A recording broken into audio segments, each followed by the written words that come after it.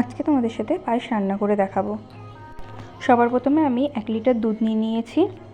দুধটা ফুটে গেলে আমি নাড়াচাড়া করে নেব। লিটার দুধের জন্য আমি এখানে 100 গ্রাম গোবিন্দভোগ চাল নিয়ে নিয়েছি। চাল অ্যাড করা হয়ে গেলে আমি এখানে অনবরত নেড়ে যাব যাতে তলায় না ধরে যায় আর চালগুলো দলা দলা না পাকিয়ে যায়।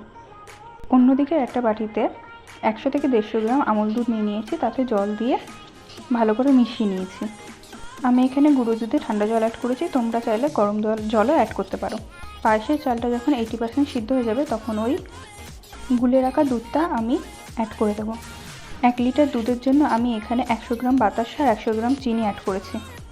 পায়েসটা যতক্ষণ পর্যন্ত রেডি না হচ্ছে ততক্ষণ পর্যন্ত আমি অনবরত নেড়ে যাব। এখানে আমি ঘি অ্যাড করেছি একটা সুন্দর গন্ধের জন্য, তারপরে আমি এলাচের গুঁড়ো অ্যাড করেছি।